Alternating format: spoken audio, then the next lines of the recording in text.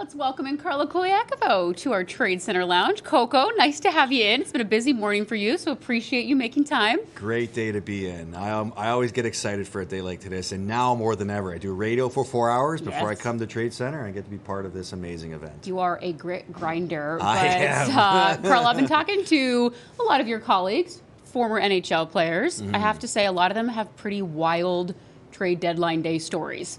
Frankie was in a dentist chair. Other guys are watching the show. You are the only one who has escaped the deadline drama, not been traded. Is that a relief? How did you escape the drama?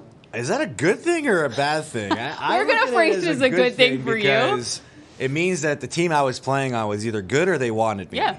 But, you know, the trade deadline's a fun time of year. It's a nervous time of year, too, for the players because there's so much that happens.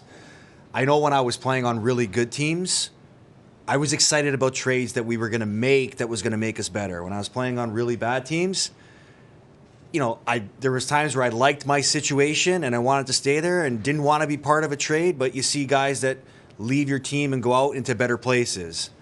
Ultimately, it's a very anxious day.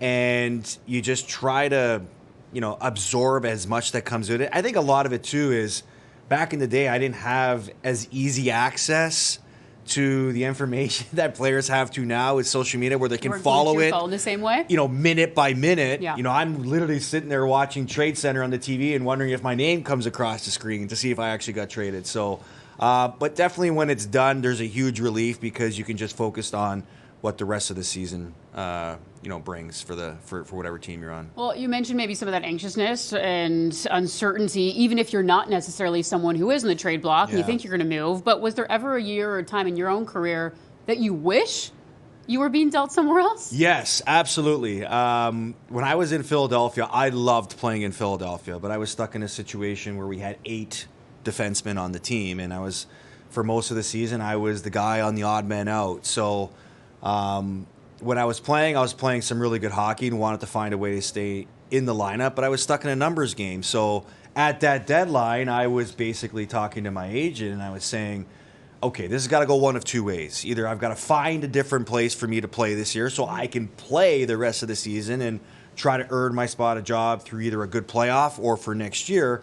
Or if this team can find a way to ship some guys out so it can allow me to be in the lineup, I'm happy to stay here if that happens.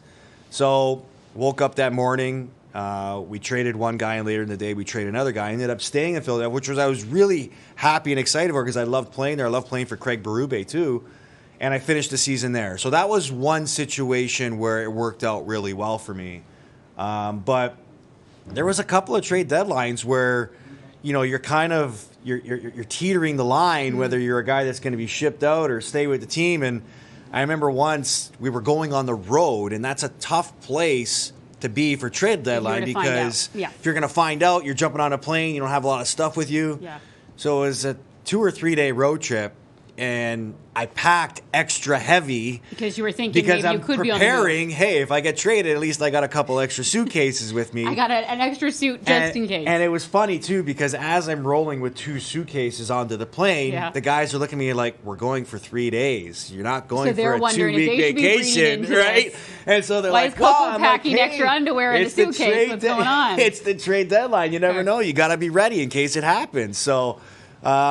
You know, those are the things that, I mean, fans love it, you know, because, you know, it's the exciting part about being a fan, watching your team improve or seeing what the future will look like. But there's the human element. There's the human element to it, and you know, else. with family. And luckily for me back in the day, I didn't have to worry about family. So I was a guy just having to move myself. But you still had the 2 luggages. You need to be prepared, right? You were ready. And I would imagine that there's still guys like that packed the same way. All right, and probably a golf polo in there just in case you were traded somewhere sunny and warm and you'd be ready to go in that case too. There was some times when I was listening to some of the teams that I was rumored to go to, and I'm like, that could would be a nice. good spot. The sun, the beach, the golf.